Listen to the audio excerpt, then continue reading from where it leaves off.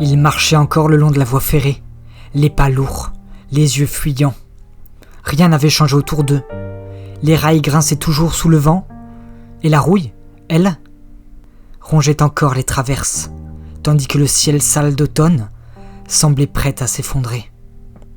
Mais à l'intérieur de Nathanaël, quelque chose venait de s'ouvrir. Le médaillon battait contre sa poitrine, chaque pas résonnant comme un écho du passé. Il ne pesait pas seulement par son métal, mais par tout ce qu'il portait en lui. Toute une vie, toute une promesse, ainsi qu'un cimetière de souvenirs. Pourtant, un détail troubla sa marche, le chemin qu'ils empruntaient. Il était étrangement net, pas de détritus, pas de ferrailles effondrées comme ailleurs. Les hautes herbes semblaient avoir été taillées, les pierres écartées. Tout était trop propre, trop rangé, comme si quelqu'un passait souvent par ici. Nathanaël ralentit, sortit de son sac un vieux téléphone prépayé. À l'intérieur, un seul numéro était gravé dans le répertoire. Elle le composa sans hésiter. La sonnerie retentit, longue, vide.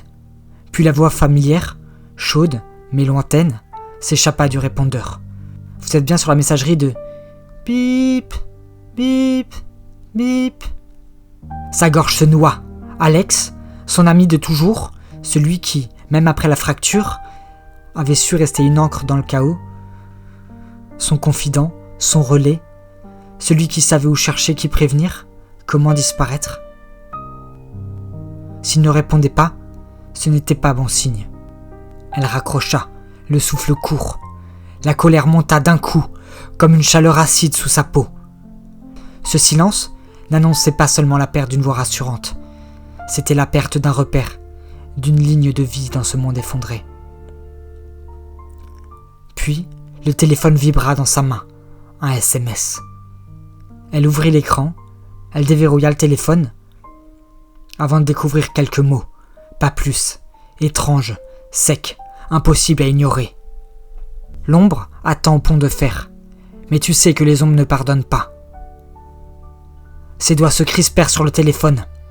Elle ne savait pas si c'était une menace, un avertissement ou les deux à la fois.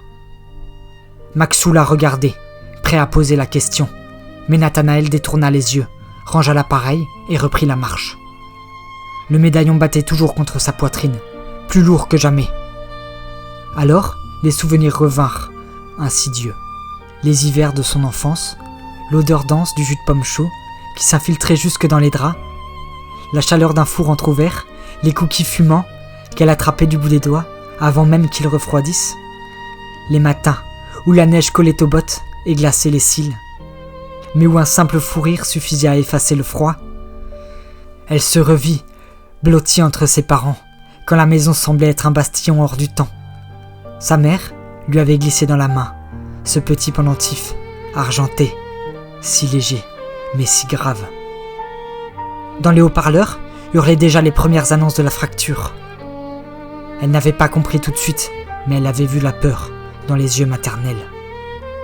Les jours qui viendraient ne seraient plus jamais comme avant. Puis, plus tard, lors de la rébellion, tout avait basculé. À la radio, elle entendit l'annonce de l'exécution des rebelles. Elle s'était souvenue de la rage qui vrilla dans son cœur, la tempête qui s'abattit sur sa cabane. Dans son coin isolé, elle avait détruit tout ce qui pouvait se casser. Et le médaillon avait lui aussi disparu dans le chaos. Et maintenant, il était revenu, entre ses mains, ramené par Maxou, comme si le passé avait trouvé un chemin, jusque dans ce présent abîmé. Ses yeux se vidèrent. Le poids du médaillon se mêlait à celui du message reçu, comme deux échos d'un même avertissement. Maxou, silencieux, sentit les tourments l'emparer. Et quelque chose au fond de lui souffla qu'il portait le même genre de cicatrice, elle et lui. Un jour, il faudra qu'il parle.